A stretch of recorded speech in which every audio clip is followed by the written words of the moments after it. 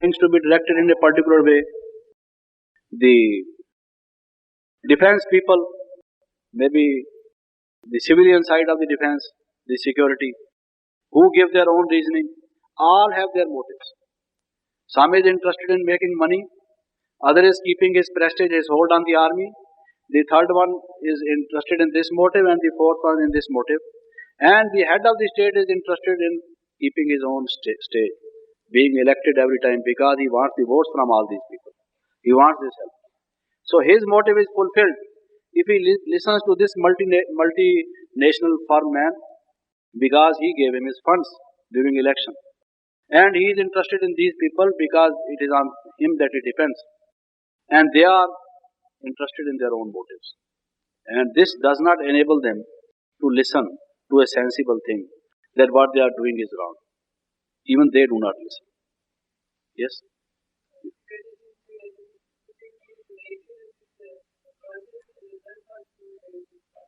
Yeah, motives may be conscious, I may be aware of them, or I may not be aware of them. There may be many kinds of motives. I am not dilating on this aspect of the whole thing. But what I am showing is that these are the mental blocks. Even what Baba says, people understand. Now, you see, in order to fulfill, Baba asks sometimes, would you like to become Lakshmi or Shri Narayana in the next life? Now, what does this mean? Actually, what is the Baba's motive behind it? Why Baba asked this question, why not any other question? To a particular person, Baba says, what would you like to become? Lakshmi or Narayana? Instead of asking the question whether you would like to be one of the 8 or one of the 108, there could have been so many questions. Baba is ocean of knowledge and he could ask any question from any person. But why does a particular question emanate from his mouth, directed towards a particular person? I think because Baba knows the motives of every soul, what this person wants. Maybe that one finds that in Lakshmi there is submission, in Narayan there is perhaps domination, and maybe that this person wants is of submissive motive and not of dominant motive, does not want the mastery motive, but just to yield, to surrender, to be possessed by somebody, to be used by someone, or whatever is the motive. Or maybe that this person thinks that Lakshmi is more powerful because someone said that my father is the head of a village. But then he said, my mother is the head of my father also. So maybe in this case he thinks that Lakshmi is the head of Narayan also. Because there are some kind of thoughts lurking in some corner of our mind which give us some different aspects of one single thing. So a particular question is being asked. Then again, someone wants, marriage is an important part of life. Feels that marriage is something which will be a happy occasion. Wants not to live alone. Feels loneliness. Wants to be living in a pair, husband and wife. That relationship. So maybe that is the basic reason. Baba asked, would you like to be Lakshmi or Narayan? Because without asking this question straight away, he wants to direct his motivation to this. That yes, you will have this kind of relationship also. But in future, which will be a divine relationship. Defer this kind of motive for a future. Because one of the ways of giving up a motive is to defer it, to postpone it for some future occasion. Because that will be a better occasion. So what I was saying was that you will find that Baba is giving us a higher motive by so many ways. He says, would you like to have a child like Krishna? What does it mean? Some people want that child is also something very attractive. They are attracted to it. They have a motive because there is another motive, one of the motives. I have not given all the names of the motives. One of the motives is the motherly motive. One wants to fondle the child like a mother or like a father. They would say that this is very important for the social life. This is the start for which the mother gives the care, proper care and love to the child. Now, Baba knows that this child has this motive, and maybe that he or she would leave the Gyan and go to the Laukik, to the worldly thing. So this motive needs to be sublimated. And he would say that the children in this iron age, they are like, they say, they don't have good habits, good qualities. They are not a source of happiness, they are a source of suffering. Baba uses various epithets, various adjectives, qualifying words for them, which are all negative. And he wants to say, if you want to have a child, it should be like Krishna. And therefore he wants to sublimate this kind of a motive, the motherly motive. And he also sublimates this motive by saying, you are the mother of the world. You are not a Laukik mother. You are now the mother of the world. So that motherly motive is being satisfied, is being gratified, you could say. Because when you say I am intoxicated, if you just analyze what your intoxication is, because in your heart perhaps you had been thinking of being a mother in a Laukik way. But Baba says you are a world mother. So that motive is satisfied. You are inspired. Now you feel intoxicated. If you just try to find out on what points you were intoxicated, you will find all your motives were satisfied. You wanted some name and fame. Baba says you can do a great service. You can be a good instrument. Go to that country and open a center and do this. So you wanted some kind of a social participation, a group life in which you could be very active. This is one of the motives. We want to play. Play motive is also one of the motives. And use our energies for these purposes. The motive of creativity. And Baba is giving you the chance. You are satisfied and therefore you go intoxicated. That this time you are so refreshed in Madhuban. Because knowing your motive, Baba makes it alaukik from laukik. Divine for the benefit of the mankind and also for your own self-elevation. So, what I was saying was that even what Baba says to a particular person is with one or the other motive. And I find that maybe in some other class I would name some of the motives and deal with them at length. Just a minute. But two motives, the mastery motive and the sex motive. These two, I think, when Baba says become cheerful and careful, I find that Baba has talked about so many kinds of balances. Balance between this and that, balance between this and that. About 8 or 10 of them. That a yogi has these 8 or 10 balances between this stage and that stage. As for example, I said cheerful and careful. Balance of cheer and care. Now, even these balances are lost. They are tilted towards the negative side if my motive is spoiled. If the motive does not remain genuine, I lose the balance. Take the case of law and love. Baba says this is one of the balances. Lawful and loveful. Just as I said, cheerful and careful. There are, as I said, 8 or 10 balances mainly, chiefly, which Baba has mentioned. And one of these is law and love.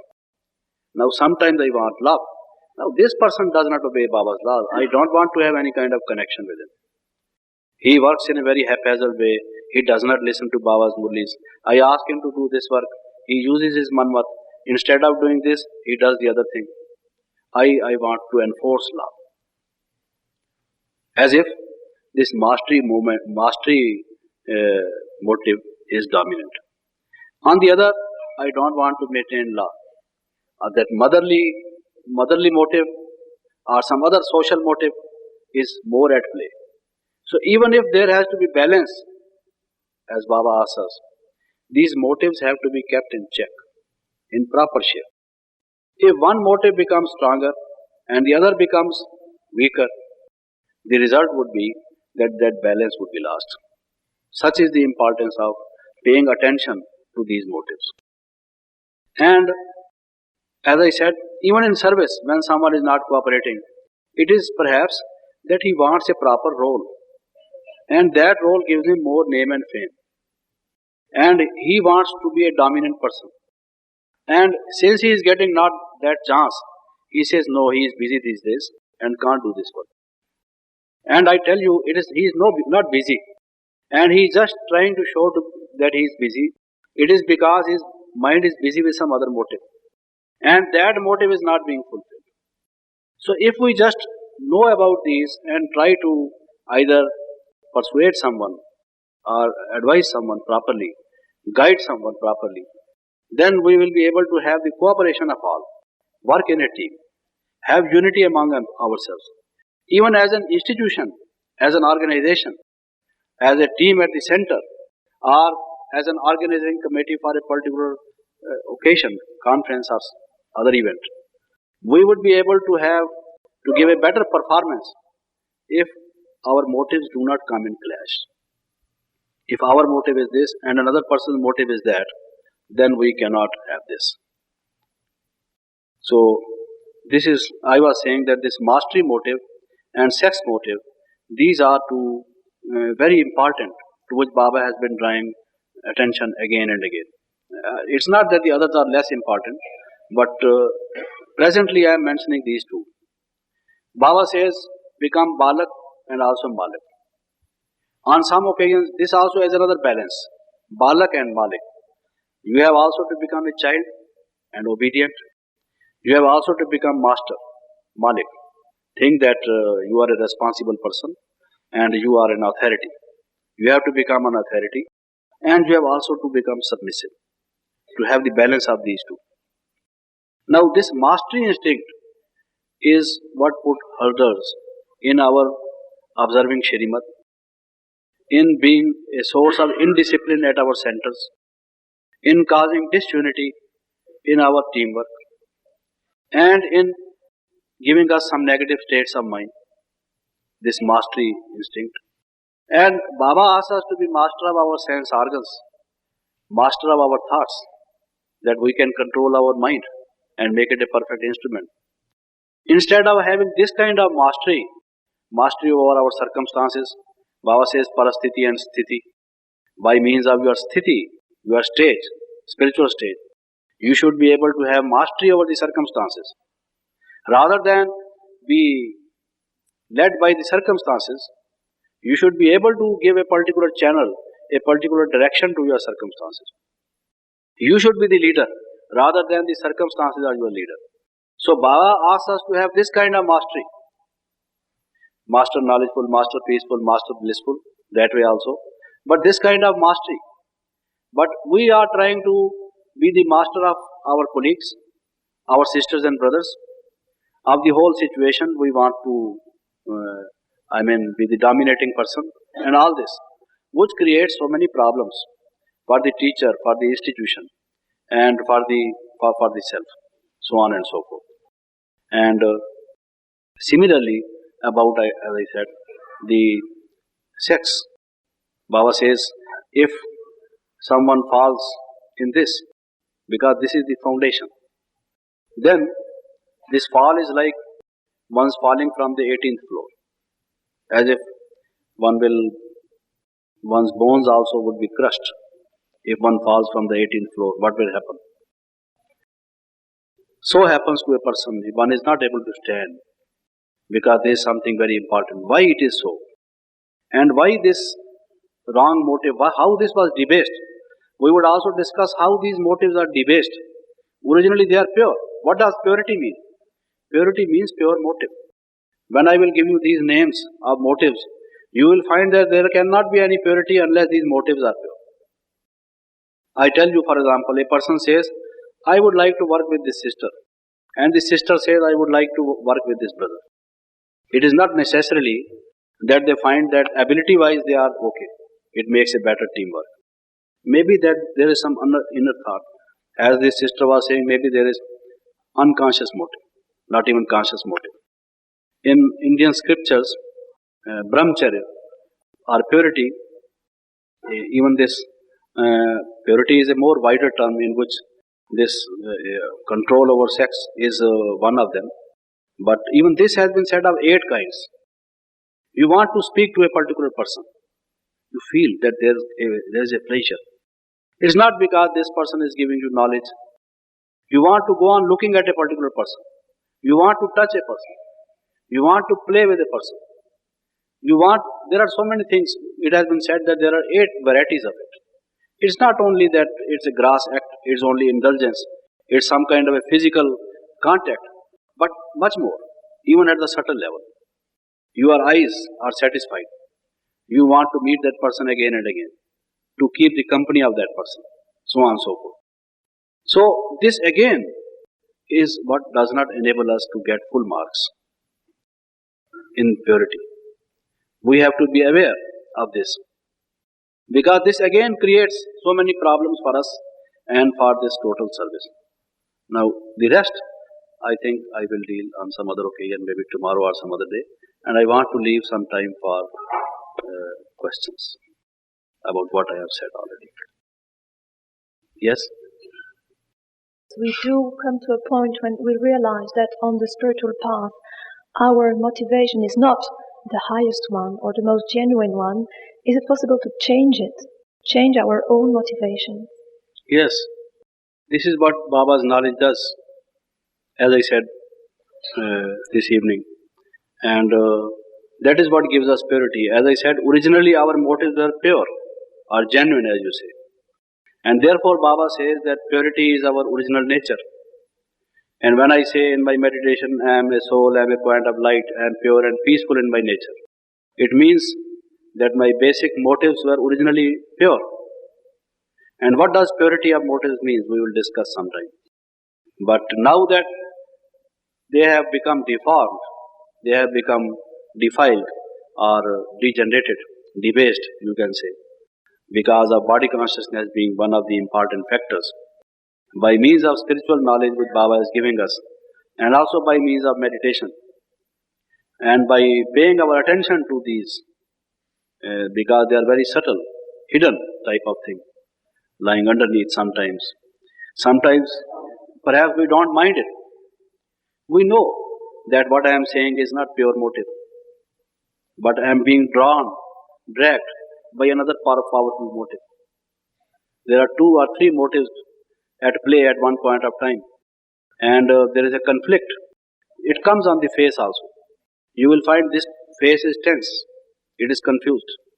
There is a conflict in the mind. That face is not cheerful, not happy. It's not what he is saying or what she is saying is straight. It's some kind of a complex personality. Not that simple personality saying what that innocent thing, but some kind of negative thought underneath, which is giving the whole complexion to this expression which is coming out from this person. Now, if we pay attention to this, and if we apply the methods which Baba has given for reforming, for transforming, or for changing these, and we use the power of meditation, we can certainly do. Any other question? Would you come to this matter? You mentioned earlier about acquired attributes and subsequently motivations change, particularly from past births. Could you expand on the effect of past karma and the effect on present motivations and ability for willpower, etc.?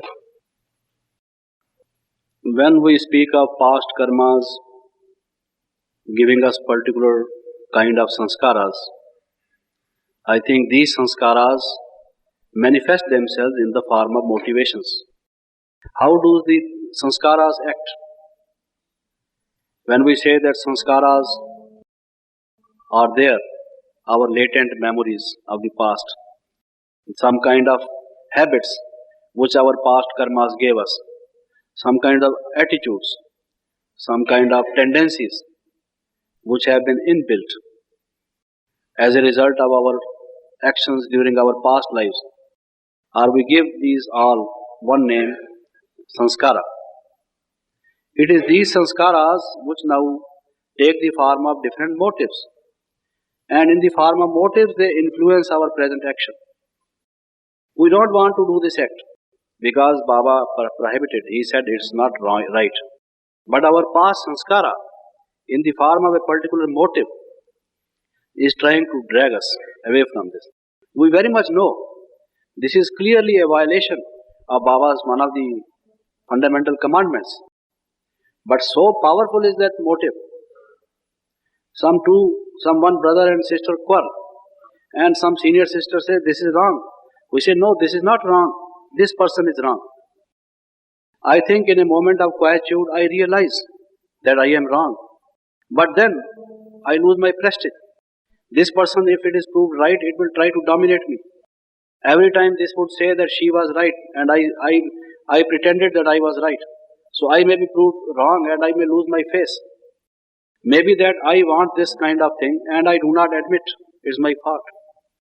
Now, this motive gave this sanskara, now motive of prestige, of being higher, having some image as compared to others, that mastery, that I look like this, is giving me some kind of these kind of behavior. So our past actions give us sanskaras. Sanskaras play part in the form of motives. These motives again influence our present actions. If we don't want that they influence our present actions, then we have to be aware of them and we have to develop such power. When Baba says judgment, by meditation you will have a power of judgment. This is one of the 8 powers. What do you mean by judgment? That this is my past sanskara now playing this part as this motive, and I should be able to judge that this is that wrong one based on body consciousness. I must discard it. I must be able to control it. And this is what is judgment for. If I have the judgment only that this is wrong and this is right, but my judgment does not work. Therefore, even in the affairs of the state, the judiciary is also given some powers to punish. If the judge simply says this person has committed the crime and this person is right, if this is the judgment, so what? If this person has committed the crime, he must be put behind the bars. And if this person gave this money to him and he has not repaid, he must be compensated. So if the judge is not able to execute his judgment, then he is not the judge, so to say. His judgment is worthless, I will say.